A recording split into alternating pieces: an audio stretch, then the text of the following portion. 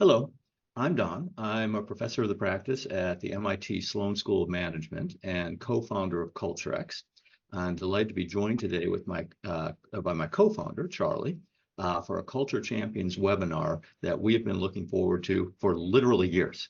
And our guest today is Marvin Boakye, who's the Chief Human Resources Officer of Cummins. Now, we're going to tell you a little bit more about Cummins for those who are unfamiliar with the company. Super interesting company, and why we're so passionate about learning more about what Marvin has done there and about Cummins.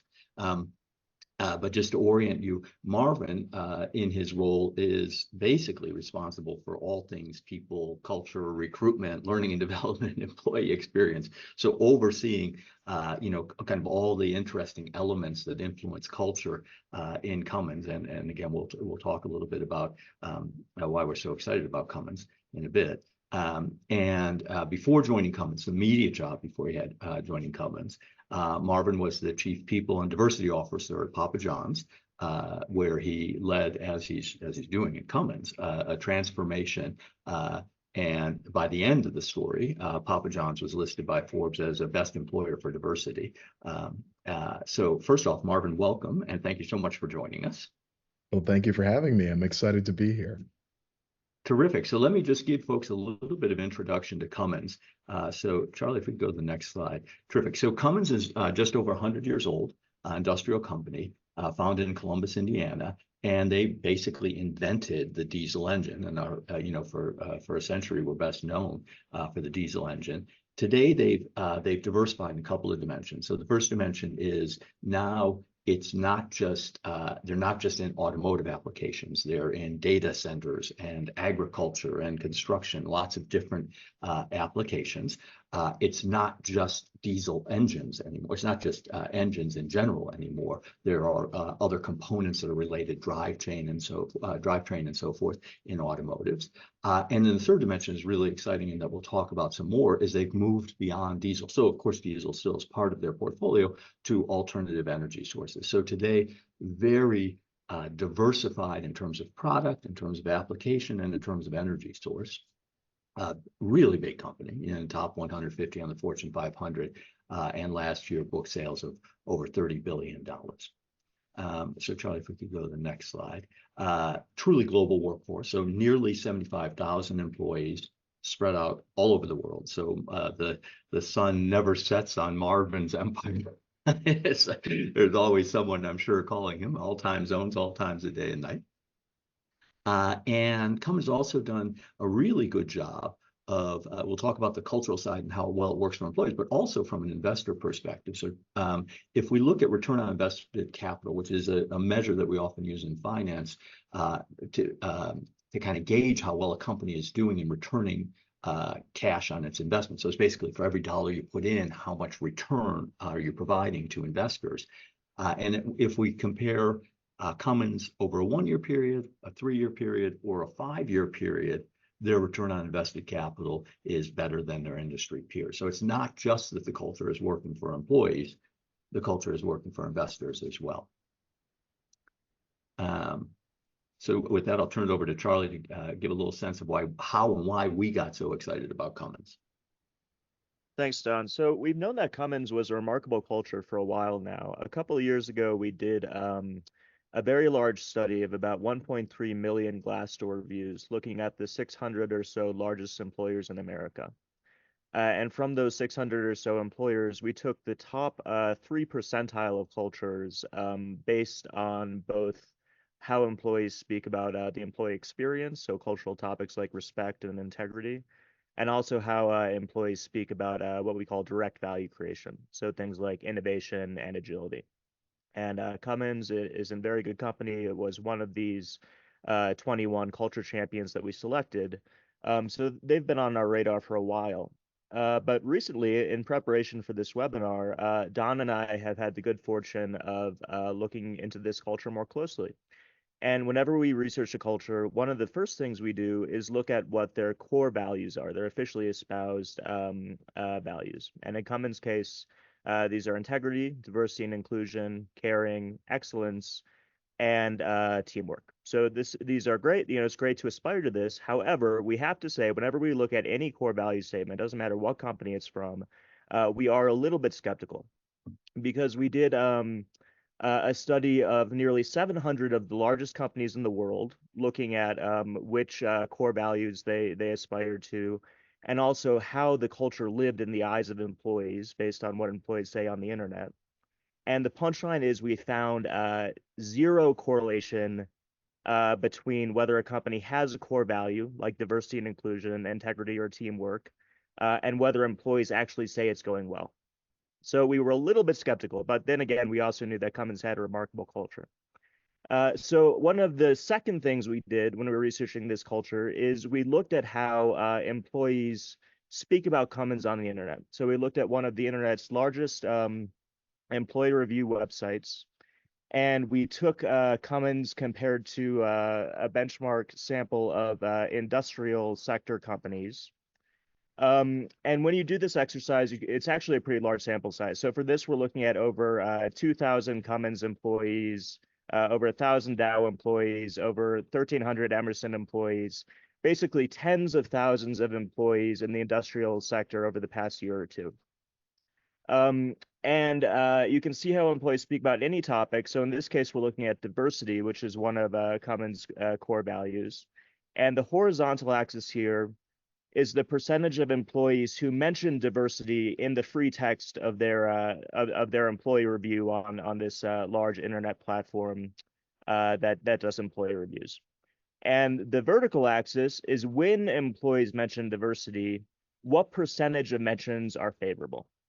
Okay, so you can see in this industrial sector, maybe diversity isn't going too well, at least according to what how employees speak about it. So when employees speak about diversity in this sector, they're only saying it's going well about 30% of the time, and about 70% of the time they're saying it's not going well. Okay, and then there are a couple of outliers like Bosch, Schneider Electric, Dow, Stanley Black & Decker, who, when they speak about diversity, they say it's going significantly better. So they say it's going well about 60% of the time.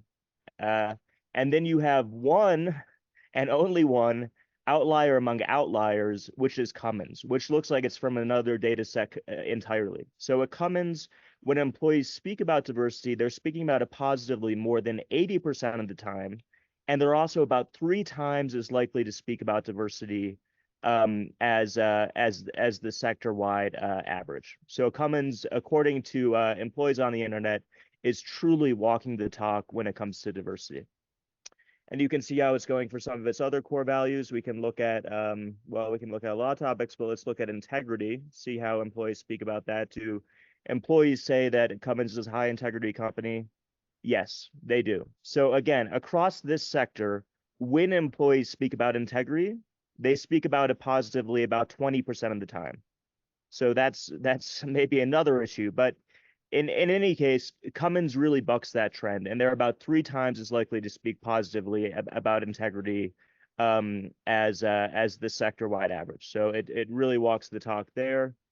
And then we can look at care about employees. This is kind of an interesting one. So on the internet, employees pretty often speak about just basically, does their company care about them or not?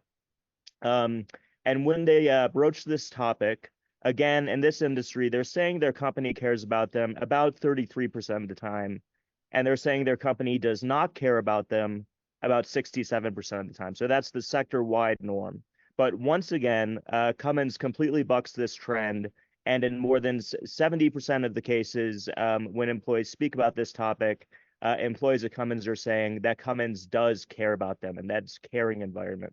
And we can do this for other topics. We've looked into a lot of Cummins's cultural dimensions, and the punchline is it really lives up to its core values, and it has a truly remarkable culture. So Marvin, thank you so much for taking the time to speak to us. We're so excited to learn more about this culture, and congratulations on your cultural success. I guess our first question is, what is the secret to walking the talk? What is the secret not to just having these aspirational values that sound good, but actually living up to them in practice? Charlie, thanks so much for that. I would say to you, look, We get asked that question, and we talk a lot about that, trying to figure out the secret sauce. I still think we're putting some more ingredients into it, is what I would start by saying, because this is a never-ending journey for us. But there's a few things that I would say have been fundamental to the approach that we have decided to take. We have a very long time tenured board member who said to me, every company has a culture, whether they know it or not. Very, very few companies have an intentional culture.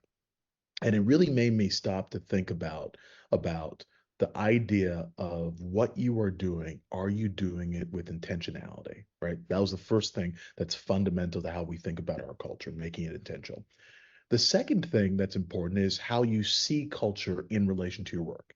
Is it something else to what you do? And at Cummins, we have a strong belief that our culture is a strategic differentiator to our business strategy.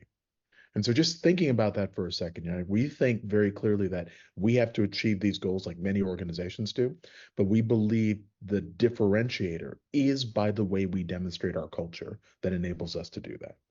And then third, and you brought that up when you talked about our work, is that if we believe that, what are the components of our culture? And for us, our components include our mission, our vision, our values, and our leadership behaviors. And we try to keep it as simple as that, but those are the pieces that are all there. So if you believe, one, that it's intentional, second, you believe that it has to be a strategic differentiator to how you operate your business, you're clear about what are the components of your culture, it enables us to make this work a priority. And so our work on core values, as you've asked, gets embedded in so many of the things that we do. Our work on our leadership behaviors gets embedded in a lot of the work, whether it is our onboarding activities. And I can speak as a person who I'm one of the newest executive team members. Having come into the organization like you, I always have a healthy sense of skepticism because my experience has told me, normally when I'm coming in, it's because we want to try something different, right? We're looking to transform something in its work. So I had that healthy sense of skepticism. And my first day at orientation, through the fourth day, we were spending our time talking about the aspects of our culture, what makes us unique, what makes us different. And I remember that so well because it not just rang there, but then it rang into my first meeting with the Cummins leadership team. And I remember that so well because in our first day, our CEO's there and they're saying, hey, Marvin, welcome to the team. Just Marvin, we want you to know that how we start our meetings is a very specific way. We go through a process and people talk about what's going on for themselves and they talk about various aspects of that. And they're very emotive. And I remember the first leader doing there and I said, that's a lot of information to share. The second leader did the same. By the time the fifth leader was talking, I was asking myself, am I getting punked? Because this is really deep what we're talking about. And then they got to me and I'm talking, I share my stuff and I say, I'm feeling pretty good to be here. And they said, Marv, that was a very good first attempt, but just to let you know, good is not a feeling for us. So we'd love for you to share with us what's going on for you. And I tell you this because when you start with that, how you think as a culture. So if you believe that caring is important, if you believe that integrity is important, starting with the leadership and how they talk through this, coaching each other through those experiences, feeds its way through the rest of the organization. And so from the initial day of onboarding to how we do our training work, we are constantly and intentionally taking aspects of our culture and embedding it into the way we behave. And finally, we recognize people when they demonstrate parts of our values. And so when we see people demonstrating opportunities to drive caring, when we see people demonstrating opportunities to drive excellence or teamwork or diversity and inclusion, we make sure that we note that, we make sure that we speak about it and recognize it. Well, that's great. I like if we could just dig a little bit deeper into this, Marvin, because I think in a lot of organizations, even if there is a recognition that they would like to have an intentional culture, as you're saying, leaders are struggling to figure out what are the levers they can pull to kind of shape the culture in the way they'd like to. And so Maybe we can talk a little bit about the leadership training because Cummins has a reputation. I'm thinking all the way back to when I was eons ago when I was in business school. Cummins had a reputation for being a place where you could really go to get to be trained to be a great leader, and that has persisted through today. So maybe you could help us to understand some of the concrete practices, maybe ones that are different from what you've seen in past organizations you've led. And the thing I'm particularly interested in is how you develop not only the skill side of leadership, but the side of leadership that leads to those leaders throughout the organization, shaping the culture in a way that you'd want it to be shaped for, an employee base of 75,000 people.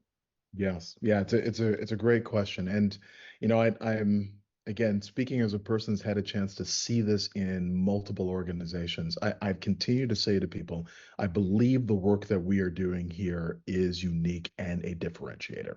And there's a few reasons why. One is, first of all, as you mentioned, it goes back quite a ways. I mean, you have to take yourself back into the 60s and others where there's very, very purposeful aspects towards the kind of culture that wanted to be set forward. J. Irwin Miller, one of the early CEOs, longtime CEO of the organization, had done a tremendous amount of the work in setting a culture, setting a tone, setting deliberateness, setting a very clear perspective around how to address inequity, both within the company and around the United States and around the world. And that really shaped how the company continued to go. But I would also say that as successive leaders have come in, they've all had different approaches to how they think about this work of making it deliberate. I give a lot of credit to some of the leaders of the organization. The past CEO had taken an approach where he had brought in, really wanted to rethink the role that he could play, what it meant to him in this work, and that played a tremendous role for us. Partnered with a group, Manfredo Curtis and Associates, on how to create leaders that were more authentic, transparent, and vulnerable. And, we kind of call it creating a spectrum of having self-aware, authentic leaders. Being able to speak to your teams from a level of vulnerability is a very difficult skill for leaders to do. Most leaders have been taught the methods of you do not show vulnerability, right? You do not show when you don't know. You do not show when you are scared. You do not show when there are challenges. Learning to speak and be self-aware of that, learning to be authentic, learning that to say that when I talk about how we take care of our employees, it's not just something we put on paper, but we actually demonstrate it through actions. A lot of our development efforts through that partnership have created various development paths that teams have gone through. And they kind of graduate to different levels, from learning how to become self-aware to learning how to think about what that self-awareness means to how they work with team members throughout the organization. And there's a significant amount of time and input that is put into making that happen. We talk as an organization, we have a high expectation that when you are a leader, a significant amount of your time is spent on the development of your teams, whether that it is setting clear targets, clear performance expectations, to what you do to create an environment that enables people to be successful.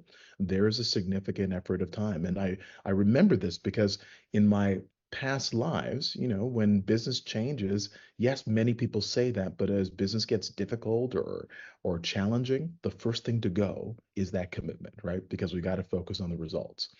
And there's been a commitment here, with our current CEO, Jen Rumsey, that has said, this is the work, team. Let's make that very clear. And so if you don't have time to do this, then you're not doing the work that is important to being a successful and differentiated company. So I think, Don, what I would say is those aspects of one, it's a clear philosophy. Second, it's a clear expectation that leaders spend time working on this. Third, it is not an add-on, it is the work. And fourth, making sure that the clarity starts with you need to be self-aware, you need to be authentic, you need to be transparent, you need to learn how to be vulnerable. as an effective way of leading in the organization. I believe it's a clear differentiator.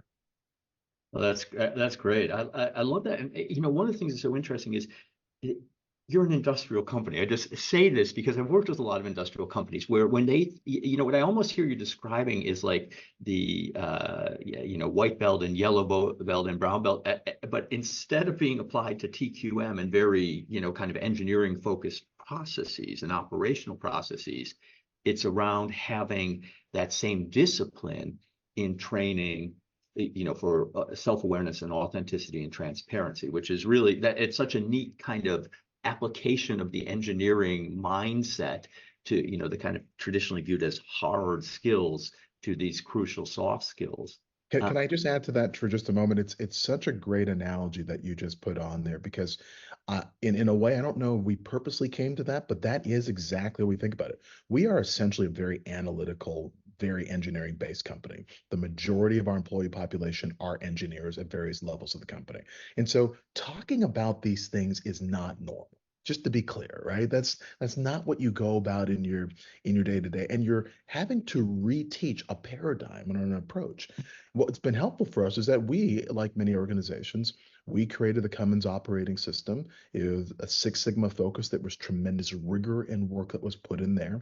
It gained hold, and for people new to get to the next level, there were things you had to do to be successful. That very same mindset is something that is embedded within our organization, starting first with, but in this case, started with the senior leadership team, and then it worked its way down through the organization. Because a strong belief was that if we could see it within them, how can you expect our people to do the same thing? Yeah, no, it's great, and I live at MIT, and so I know that these kinds of issues, central though they are to leadership, are not the kinds of things that engineers typically view as part of their job, even when they're managing other engineers. They view it as a technical task, or things that we're doing as good of a job teaching as we could be. So kudos to Cummins for doing that. I'd like to just a couple of quick follow-on questions on this because I think this is so intriguing. One is I wonder how you measure, right? Because that's so central to the Six Sigma approach. So how are you measuring, especially as folks are going from, starting with themselves, which I also love that element, you have to have the self-awareness personally before you can start to think about how your self-awareness allows you to develop the team more effectively. So how do you measure one? And then how do you think about selection versus training? Because one of the things we often hear is, you can't teach a donkey to fly. There's some people that, a lot of people you just can't, they don't have the right values. So we try to select on values. We can't train people on these, these attributes. So I'd love to hear how you, how you think about measurement and how you think about the trainability of people, how much is selection versus how much is the helping them to grow. It's two very good questions, and so I'll try to answer them in the best way I can. We as an organization do have survey-based processes that we have put in place and implemented, like many other organizations do. We run that every 2 years within our time, and pulse survey, and are about to pulse survey in between one of them for this year. And those really focus on engagement, but there's also very clear questions around how employees view us, right? And view our ability to demonstrate leadership and demonstrate these competencies, these values that are important to us. And like you've shown within your data as well too, we tend to show very positively. We tend to show fairly high versus industry comparators in that space. So that's one thing. But at an individual level, it's funny when you think about measurement. Measurement can also come through how people receive feedback. We have a very strong preference towards the continual cycle of feedback that takes place, and that cycle of feedback, again, in partnership with Matt Fradel, Curtis, and Associates. I give them a lot of credit because even how we do it, how we have the conversation around the what we saw, how it made us feel, what we'd like to see differently, is highly encouraged in both constructive positive, constructive negative feedback. And I think that acceptance to know you're going to get it, right? And acceptance to know it's going to be consistently coming, I think creates a culture of openness. So that's one thing that I would put in place. The other thing I would say too as well too is when you have a culture like this, you want to give people the ability to self-select out, right? And I think that's an important thing too. This kind of culture is not for everyone. And I try to tell people that again, as a person coming to the organization, when I first experienced it, I had to step back in my own paradigms. And I believe I do this stuff pretty well. I had to step back within my own paradigms around I'm going to have to be successful here to gain credibility, go into my own understanding, which might bring up things that I'm not always wanting to talk about within myself. And so I had to get comfortable with how to learn to have those conversations about being authentic and being vulnerable in small groups and large groups when times are great and not going as well, to be able to share that. So we do give people the ability to do it. So if someone is in one of our development sessions and says, you know what, this has really been helpful, I've realized I don't know if this is for me, that is also a success for us here. Does that make sense?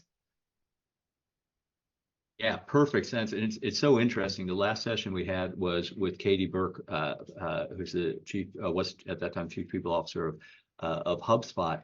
And it's kind of eerie, some of the similarities in the discussions. But one of the points that she made was also around the critical role of leaders receiving feedback in terms of their development, their ability to lead, but also creating a broader culture of transparency and acceptance that candid conversations and candid feedback is the norm.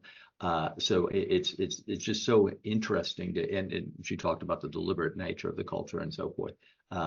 Yeah, really interesting kind of link back to that session. Great. I think we are very aligned in that kind of thinking. And I think it goes into all different places as well too. Like um a big part of our work is around the efforts we're doing to try to create a more diverse, equitable, and inclusive organization. And again, I came and inherited part of this work here, but it's something that I think the team has done a really strong job and continues to figure out how to do in our journey. And it's funny when you look at our data, if you think about the industry, I don't know how many comparators we have to our industry. I believe it's about 42.8% of our senior leadership team are women. About 40% of our officers and executives are women. About 30% of our U.S. Leadership team are Black or Latino. And I've had a chance to do this in many organizations. Not everyone shows their data, but I'll tell you, I think that's unique. And we believe the reason why we've made that happen is because we believe that there is a strategic competitive differentiator for us in this space. And not only do we believe it, but our customers know that as well too. They see that within our space. I was having a chance we were joking about this. We were looking at some pictures from 20 years ago of what the leadership team looked like and the leadership team looks like today. And it's so interesting watching in the pictures, the 120 years ago, we remember everyone dressed exactly the same. It was, I think, navy blue was the way you had to go, right? Navy blue with the black tie and white shirt. It was kind of the thing you had to do. Everyone had similar haircuts. There was one woman on the leadership team and one non-white leader that was on the leadership team. And we looked at it from there to here, and we noted that at that time we were $6 billion in revenue, and we've grown that to 30 plus billion dollars in revenue. And we believe a big part of that is as we've continued to bring more diverse talent to our space, we've brought more views, we've brought more innovation, we've brought alternatives that people haven't thought about that have changed our business. It is also, not shouldn't be missed the fact as you talked about our focus. Our focus has continued to expand from just the diesel engine to many other aspects. And big part of that is who's at the table that is pushing these for us as a business. So it has become a very clear that the case for why we do this is very clear. And when you see us in our organization, we are very clear in saying that if you look at where we are in the journey, we believe we're very early in that journey because as we continue to go forward, we continue to learn what we're missing.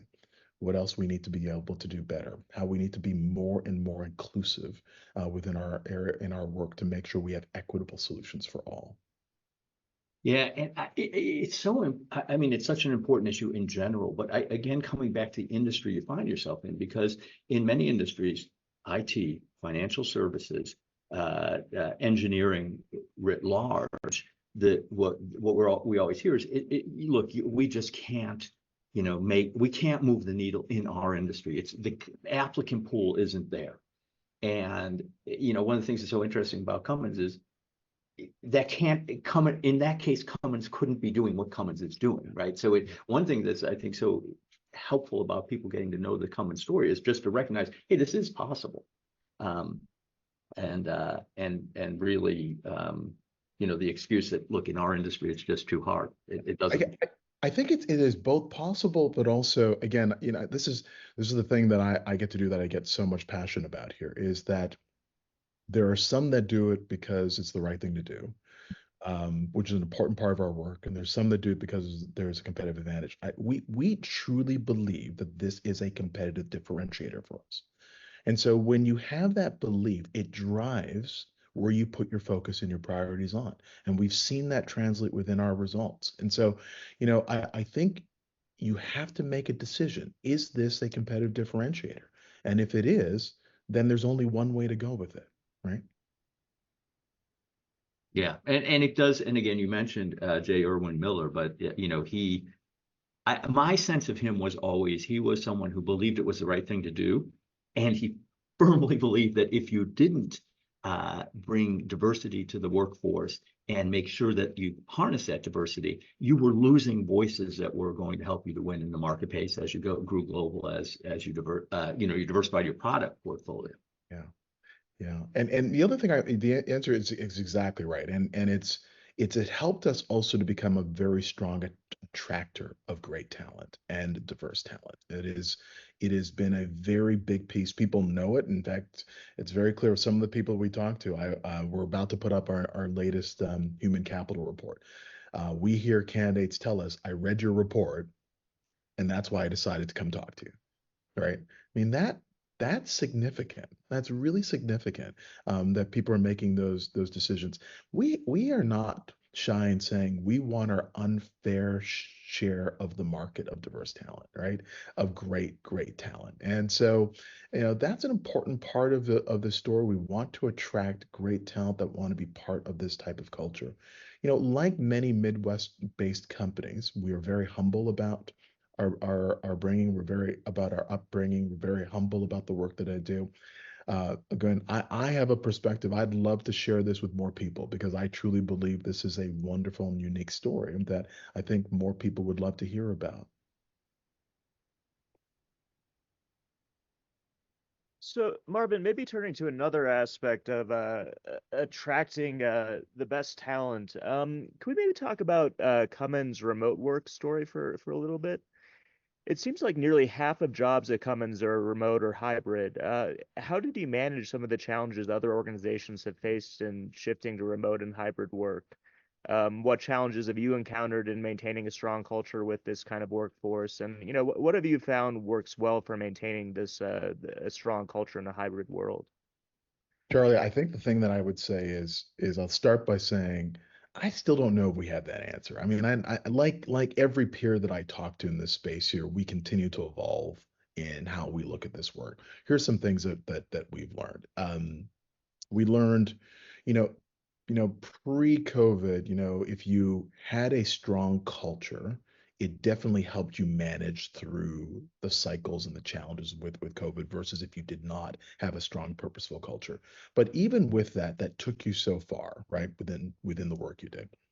We still believe very strongly that our culture really benefits and thrives when people are spending time together. And we continue to see that because the work that happens both formally and informally, particularly informally, is incredibly strong. Whether it is direct work or just people experiencing the culture the way we intended it to be in place. And so we've continued to find purposeful ways for people to come together, whether they are remote or hybrid, to be able to experience that culture. The remote and hybrid work has been a competitive opportunity in that it's allowed us to get access to more great talent in many different places. Part of how we've been trying to address that is even if they're in different places, we've tried to find hubs where we can keep locations where people can have proximity to each other. We recently opened in the United States a hub, an additional hub in Atlanta with that very purpose to be able to attract talent. So even if they might be remote or hybrid, they still have a place to be able to come to from various backgrounds. And we're trying to expand that view across the globe, the concept of thinking about global hubs. So, one of the biggest challenges that we face from our employees is that perception that if I want to continue to grow, I have to come to Indiana, right? And many companies are challenged with that. And for some of the roles, yes, that is the case. But we also have been trying to push a perspective that we can have hubs and places where you can be a global leader and still be based at. You can still influence our culture successfully. And so that's something that we've been pushing more in our efforts. We have said because our culture is so important to us, there are little things that we try to do to drive that inclusiveness with our remote and hybrid staff. So one of the examples is just even how we have meetings. And it was something that I found really interesting because I hadn't seen it with too many other groups. When we have global meetings, and let's say the majority of the group is within one location in person, and let's say there's 4 other people in different parts of the world, even though the global group is in one location, we ask all the leaders to put up their laptops and put up their screens, right, as well, so that people can still interact with the screen and with the people on the other side, as well as interact with their peers and folks around them. And even at the end of a lot of these meetings, you know what? We will give feedback. How did that work? What was well? Were we ask our folks, was there anything that was missing that we could have done better within those spaces here? And continually improving on that experience so that people feel included in their meetings when they're not in person with us. So that's just one example that we have found that has had some value.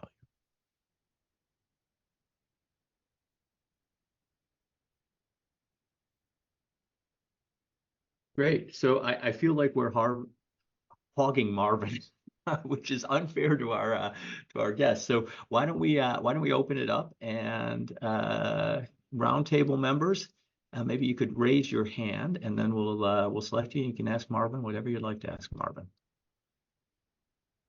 Yeah. Charlie, are you able to see everybody? All right, Christina. Okay, that was fascinating. I have so many notes that I know I will read again and again and again. My question is specific to selection, but from the perspective of recruitment. So I understand diverse talent being drawn to you. I love the disclosure and the transparency. We have a very sticky and unique and intentional culture as well. So I'm really curious to hear, how do you look for candidates that you think will thrive in your culture? And thank you for the bonus of the self-selection. I'd love to hear a little bit more about that, but I won't hog too much time. But how do you recruit for it? Yeah, I tell you, I wish I could tell you there was just one particular piece of this that takes place, but there's a few different pieces. We, like many groups, we try to make sure that people meet with panels as well as with individuals. We have a preference that as we get to the final selections, people get a chance to come and experience our culture by coming in person. We had some challenges initially when we were not hiring that perspective, and so while they knew it, they didn't get a chance to experience it, and as a result, it had an impact on their tenure with us as an organization. We do and are very open to talk about who we are and our culture initially in conversations. I was just on a call yesterday, and I'll just tell you because I think it was very unusual for them. Started the meeting.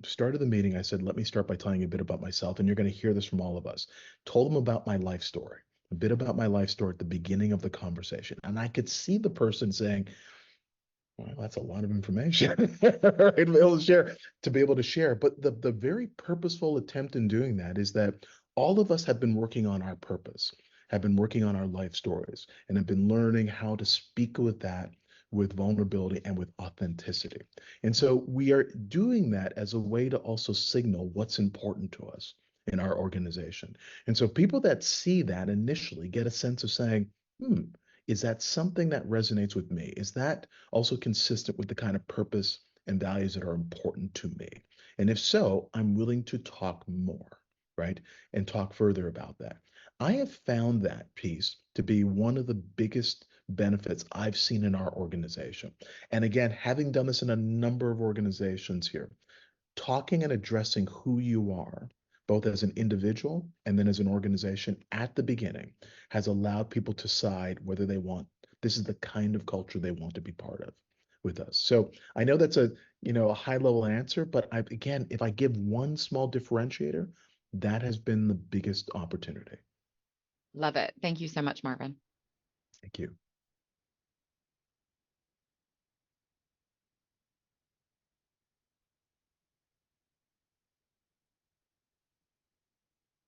Sorry, other questions? Oh, great, Rob.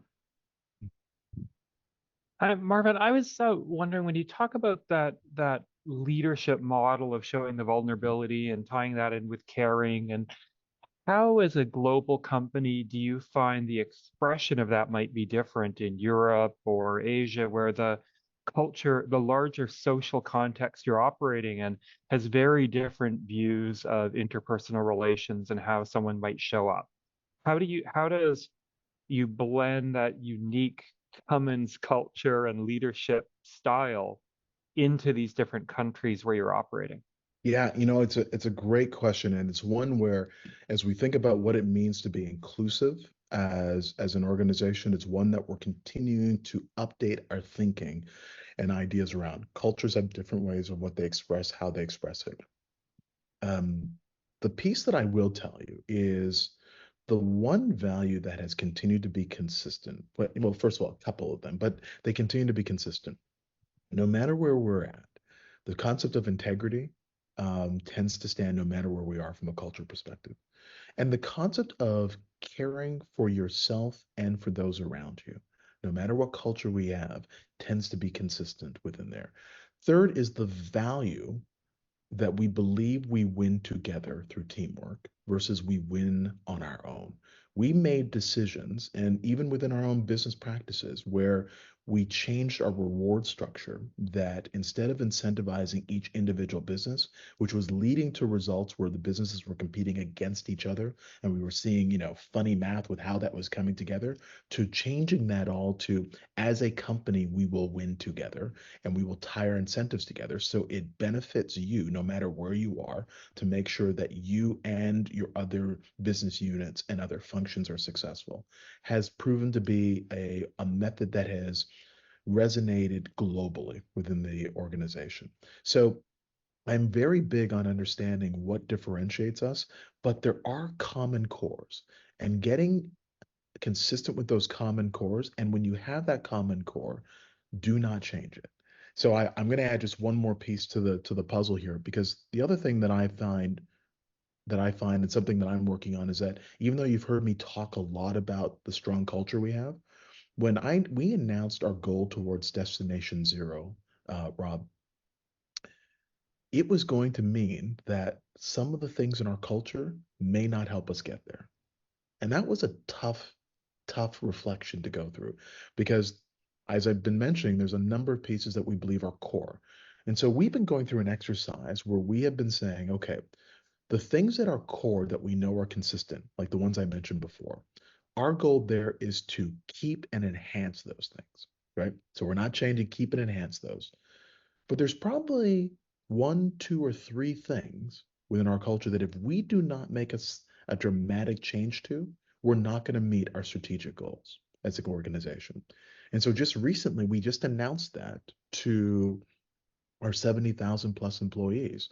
And when we told them those three things, the majority of people nodded and said, yeah, that's probably the ones we need to go and change. And we were very clear about where we're at, what kind of artifacts, what kind of tools we're going to be using to make those changes, where we want to be at, and how we're going to measure it. And when you're able to talk with that level of clarity, it is consistent. So even though those changes mean we're going to have to think about our costs differently, we're going to have to think about our complexity differently, people understand that that is embedded within the change we're trying to make to achieve our goals. And we're saying it in a way that resonates across the globe because all of our people experience those same challenges and have been hoping we would make those changes to our culture. Does Great. that help Yeah, out? that's really great. We're actually undergoing a similar purposeful evolution of our culture, and the probably difference in the details, but similar in the concept of we know what we want to preserve that's strong and historical, and it's what's brought us to the success we've had. But going forward, there's things that get in the way as business speeds up. There's more international collaboration required, and where do we purposely change? And so, I'm sure the details are quite different, but a similar approach. And so, really heartened to hear that we might be modeling something that someone really successful is doing. Well, the only thing I would just give out to you is, again, one of the other learnings we're having in going through this experience, because we announced it to the entire organization, right, within its work. And one of the things we had to realize is when you do that, even some of the stuff that are core, you may have to challenge your assumptions in some of it. So, one example that came to mind is, we made a decision that one of the things in our culture is how we make decisions, right? How we make decisions is a critical part of our culture. And one of the things that was critical about that was that we were very collaborative culture, very collaborative. A lot of people get involved within there. And when you get really collaborative, people enjoy it. One of the downsides is everyone believes they have the ability to say no. And as a result, it stops the work. And what's led to is a really major challenge in speed to make decisions. Okay. And when you've heard us talk about the transition that we are going within our industry with across the world, that's not something you can afford to do, right? With the pace of change that you need to drive. And so we had to make a decision, okay, how much of the collaborative culture are we willing to take some from in order to increase speed to decision making, right, within this work? And we have to be very purposeful about that.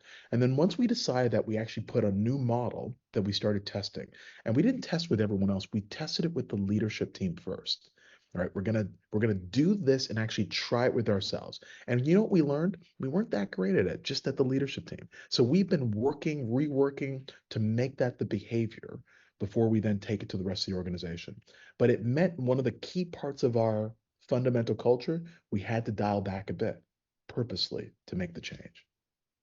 And I just underscore one thing and then move on to Robin's question, which is, one of the key findings out of the research stream that we have in terms of the transformation or evolution of culture is around how you maintain that continuity and adapt to change. And I think part of what I hear that's so neat about what you're describing here, Marvin, is you're maintaining the value of collaboration. That remains a value. But how it's manifest in social norms, in this case, particularly around consensus and decision making, that can and should evolve. And so what's neat about that is you can point to folks and say, look, collaboration remains central, but how that's manifest as a social norm and shaping our decision making, that's going to evolve and has to evolve for kind of competitive reasons. And so you can kind of balance that need for continuity of the culture and with the adaptation as circumstances change. Robin, you're up next. Thank you so much. My question really centers around the evolution of your change and just the comment that you made about the self-selection out. How much of your existing population did you see, not come along on that journey as you were going through the cultural change? Yeah, it's surprising, not as much. I mean, we run historically low turnover numbers, and I've seen it in enough industries to say yes, it's really it's pretty significantly low. People like to know that someone cares about them, right? It's interesting. Most people do. Most people benefit from working in teams and where teamwork is valued, and so we have had people self-select out. And we've also selected people out when their behaviors, their how, has not matched with what we believe is important. When we've had situations where we had to say this is not working, most of the time it's not been based on their ability to achieve results. It's been based on how they go about doing it within the organization.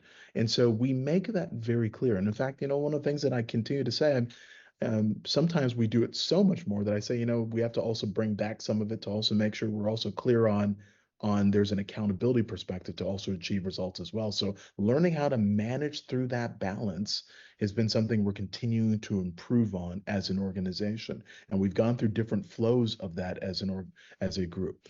But surprisingly, we've had some, but it has been the minority of the organization that has self-selected out. And when they have, again, it's okay. It's okay. We've given people the ability to do that. And I think when part of the background here too is that the top team is so committed to this, right? That allows this, these hard trade-offs that in the absence, what we see in the absence of the top team commitment, performance is always going to, you hit your numbers, you do it the wrong way, you hit your numbers. That's all we're really focused in on. I'll add this piece to it because when you mention the top team commitment, again, as a person who goes through that experience as well too, I regularly receive coaching from my CEO on this work.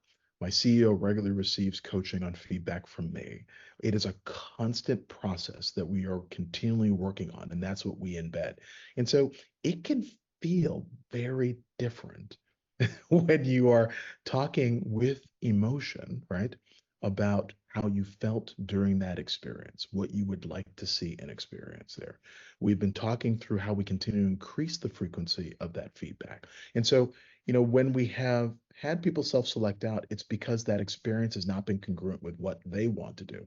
But surprisingly, I can tell you every year and each time I've been part of it, I continue to grow as a person, and I've learned new things about how I lead and can lead better with my teams as a result of this work and this commitment. And so that's the thing that I think people have found resounding, that has kept them to the organization. They find self-improvement every year through this commitment of authenticity, self-awareness, vulnerability, and transparency. Mabel, are you able to, I know you had trouble raising your hand, but are you able to pose your question? Yeah, yes, thank you. Just don't have the functionality on the chat. So let me read my question because I wrote it. It says, so you were talking about remote workers being inclusive, making feel them part of the organization. So I have two questions related to that. We have found that there's almost like a glass ceiling for remote workers to continue progressing all the way up in the organization, and that usually diverse colleagues have a higher preference for remote working than non-diverse colleagues, which automatically, when I do projections, that creates a challenge on the senior levels of the organization. Have you experienced that? Do you have any kind of like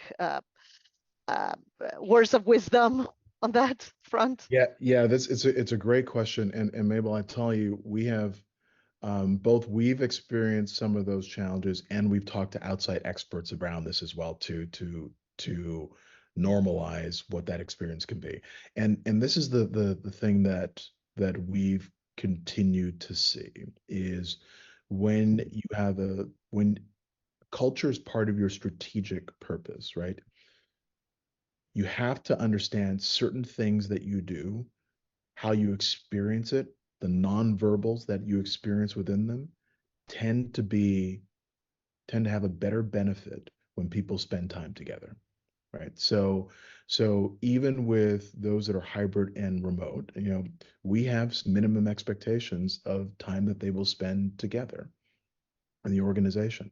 And sometimes that's not even necessarily with their team. So I'll tell you, I get to go and be I have 3 different offices that I'm part of right now. And in those, there are multiple different people that are there. But that experience of of spending time with them, the casual collisions that take place, all of those we have just found to be a benefit. And so I value that, and we have an expectation that if you're in those other categories, hybrid and remote, that you have the ability to experience them. So being purposeful about that is just as important as what happens in these conversations that are here. I know it sounds small, but even small things like we encourage people when we're together, even in remote environments, that we get to see you, because not just the verbal, but also the visual, and being able to experience that is an important part of our work here. We have an expectation that people at parts of their time are making time to go and be with people, whether it's our customers, whether it's with our team members, employees, and others. So, Mabel, I guess the thing I would say to you is that while we continue to encourage it, we are also very clear and deliberate around we see a benefit in the time that we spend together, and we will always preference that as a way that we would prefer to operate. Yeah, because what I've observed, at least in my firm, is that at the higher levels, you lose a little bit of the flexibility that you can enjoy in more contained or structured type of roles. And there's almost a correlation of diversity associated to that. Yeah. And I don't know if it's a chicken and egg situation, but as you were discussing that, I wonder how you guys were tackling that. So thank you. Thank you. Dan, you get to ask the last question. So Marvin, you've answered probably about 80% of my question, but I'm still just going to nudge a little bit, see if there's any more wisdom to squeeze out of your experience. So so Insulet is also growing. I mean, it's a small company growing at pace. And we made we're growing headcount anything between 17 and 25% year on year for the last 4 or 5 years. So really high pace. We're starving for talent. So we made, again, the intentional choice to go distributed workforce, go where the talent is.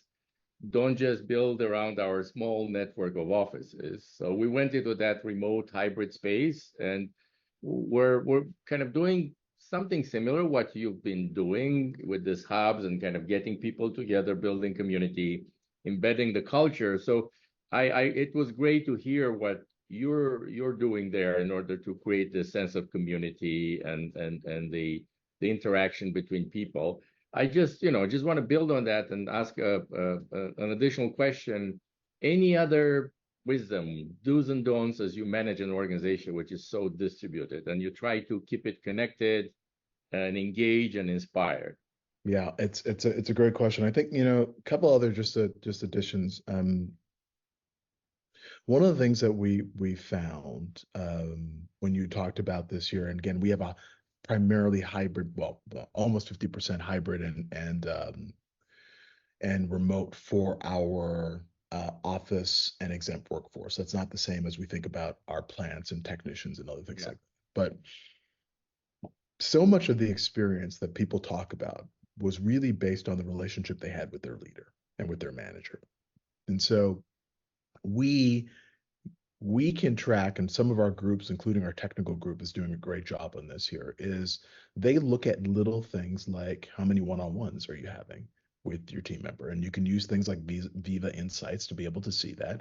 And you can start to see trends around who's getting the time and who's not getting the time.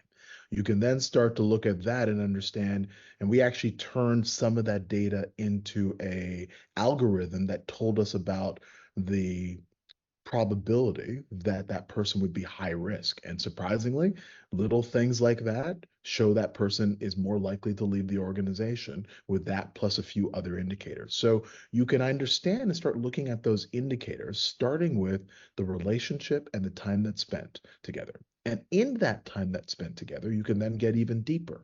You can get deeper into what are they talking about when they're in that time together. Are they getting a chance to talk about their career?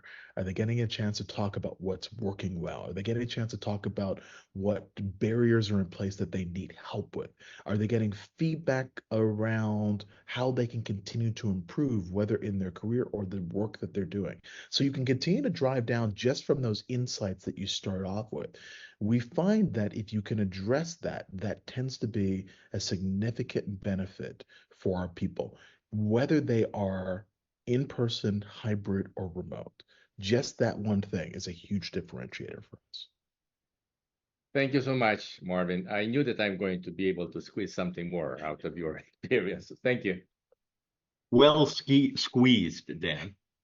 Okay, so one thing just to note, one of our next sessions is on July 16th, and we're going to dive into remote and hybrid work. And so the structure of that session, by the way, just as a heads up to everybody, and we'll send out an email reminding folks, is we'll summarize the kind of latest and greatest academic research, of which there's some pretty interesting and useful stuff, large sample. And then we'll devote the rest of the time, we'll kind of pair up and talk about in pairs what's working, not working, then we'll debrief as a group. So we'll have a chance to dig into this some more and learn from each other on that coming up on July 16th. And we'll send the email reminding folks of that. And then it was worth the wait. We've been waiting for 4 years. We've been trying to figure out a way to learn more about Cummins. 4 years is a long time that our expectations just kept ratcheting up. And Marvin, you delivered. So thank you so much. It was absolutely terrific. We may follow up, and if there are any publicly available documents that we have your employee report. We have the old one. When the new one comes up, we'll give everybody a link to that. If there are other documents around, like this leadership training approach you guys have is so cool. Like if there's anything that you're comfortable sharing, that I think there'd be a lot of interest in that in the group. So for the roundtable members who attended, as well as all the other roundtable members, when we have this, the summary of the discussion in the video, we'll also have those links if we have anything. But Marvin, thank you so much. It is really, really been worth the wait, and super insightful and super terrific, and just great to learn how a company like Cummins does it, because they really are a company, it's a really special company. So thank you so much. Well, thank you. Really appreciate the time. Great to meet all of you and get your questions, and look forward to discussing more. Perfect. Well, all right. That ends the official bit. But Marvin, thanks. That was great. That was really terrific.